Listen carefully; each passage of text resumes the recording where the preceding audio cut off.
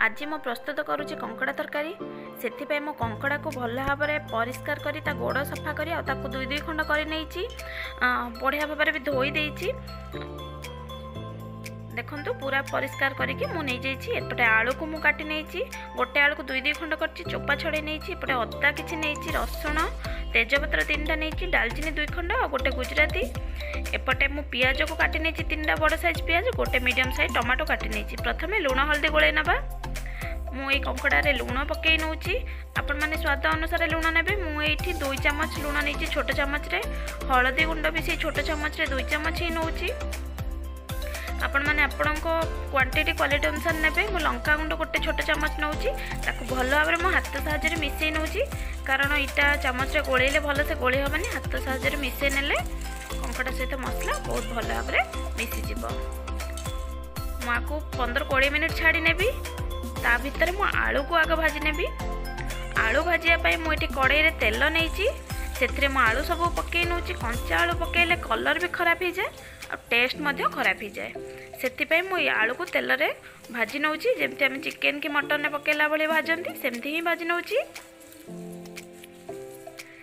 आलू भाजी सारा पर से तेल रे मु कंकड़ा को भाजी नौची। कंकड़ा को कंचा कले तार गोटे स्मेल आसे, से तेल रे भाजी नेले तार बास्ना आसे आ जो आइंसिया स्मेलटा भी सेटा मर जाए थाए।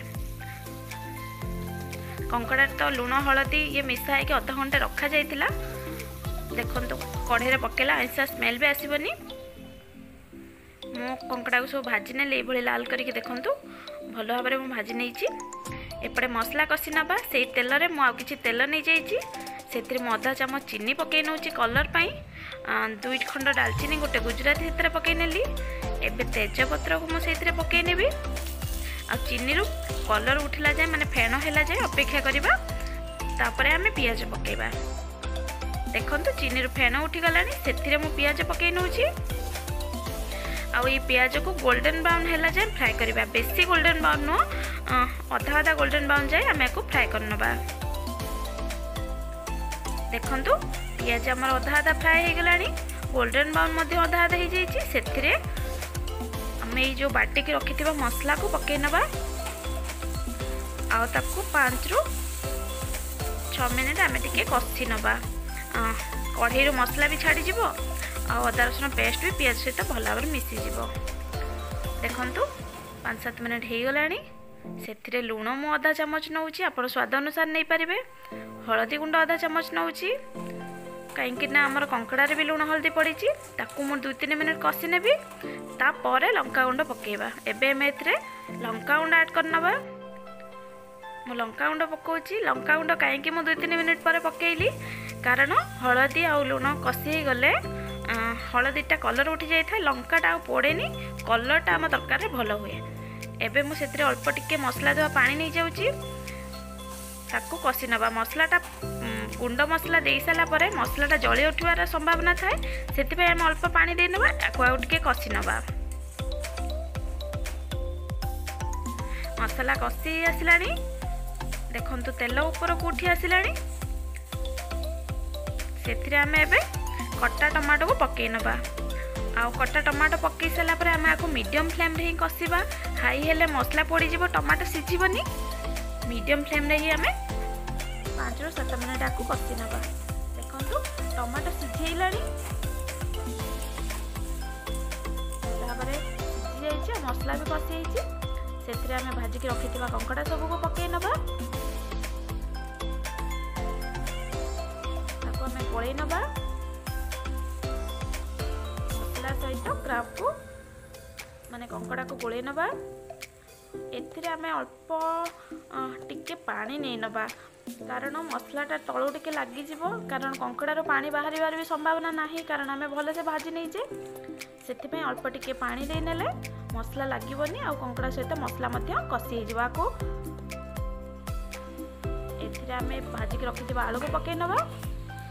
आपको मीडियम फ्लेम रे किंबा स्लो फ्लेम रे आम 8 ରୁ 10 मिनिट कषि नबा। मसला सहित कंकड़ा भल भाव में कषि आसो, ताहले तरकार आम टेस्ट बहुत भल आसो, कलर भी बहुत भल आसो।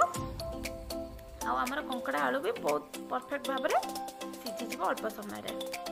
देखंतु मु एटा को कसी नहीं सारे पाखापाखि 5-7 मिनिट से आम खट्टा जिनस किसी नवा मुझे आंबुल चकटिकी पानी नहीं जाइए किंतु ये तेंतुली दि जाए मो पाखे तेंतुली नाला मुझे आंबुल चकटिकी गोटे आंबुल नहीं आपण मैंने तेंतुली थिले नहीं पारे कि आमचूर पाउडर नहीं पारे कारण समुद्र कंकड़ा एटा टिके पितरी पितरी लगे से टिके खट्टा दरकार हुए से मो चिकेन मसला ए गोटे चमच पकाउची मसला और कंकड़ा सहित भल भाव गोल नौची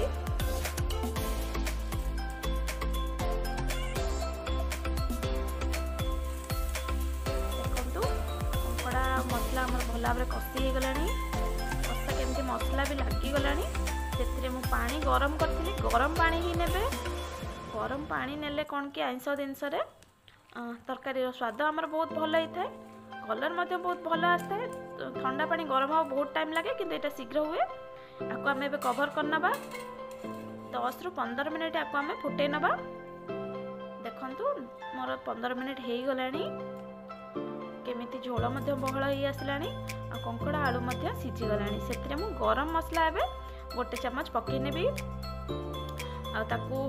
गरम मसला पकईकि बेसी समय तो फुटेबा कथा नुह से मुझे 2-3 मिनिट गोलाऊँगी गोल ने आ गोटे 2-3 मिनिट मैक्सिमम गोल सारापर से समय ये फुटी जाइए आम गैस टाक कौन करवा ना ऑफ करनबा कारण गरम मसला पकईकि 2-3 मिनिट पर गैस ऑफ न कले ता बास्ना पलाए बहुत टेस्ट आसेनी देखो एबे मु गैस ऑफ कर नउची